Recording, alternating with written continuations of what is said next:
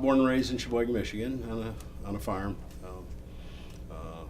Went through high school, joined the Navy, served 4 years in the submarine service. Decided that perhaps I needed to come and get an education, and applied, and thankfully was accepted. And so did 2 years here.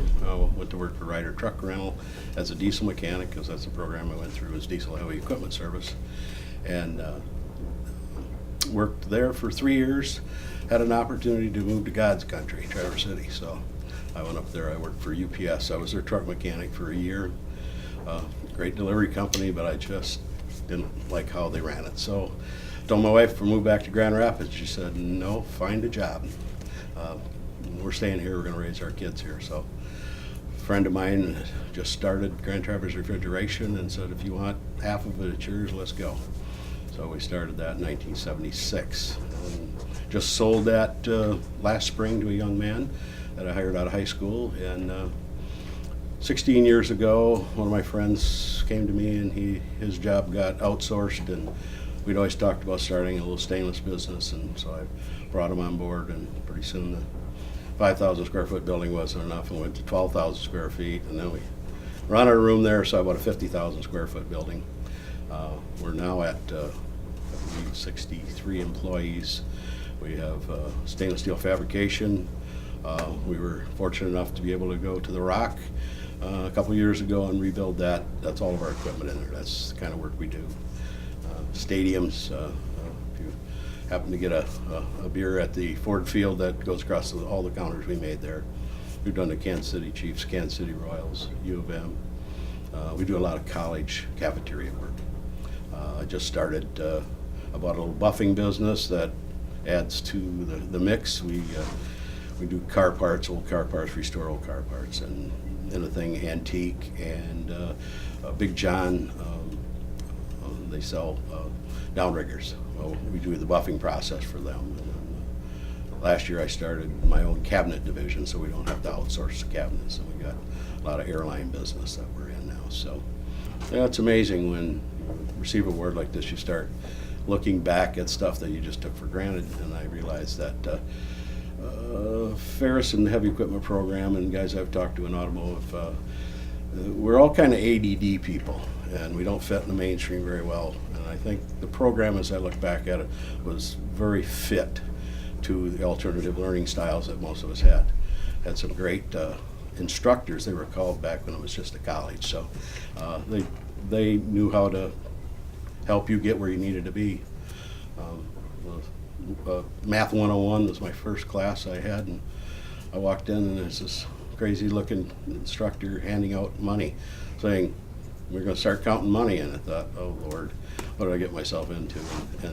But he knew that there were people that didn't know how to count money, add, subtract, multiply, and divide. And when we got to multiplication, that's where the ball came out for me, because I'm ADD, hard time remembering, facts, and he taught me how to count in digits of 10. So that opened up that whole world. Fred Lawrence was a instructor that taught automotive air, and I just took the class because I just kind of was interested, and I fell in love with it. He spent a lot of time with me, and little did he or I know that in 5 years I'd start my own business in refrigeration. So there were just all those kind of people that I draw from daily. Taught you how to think on your feet.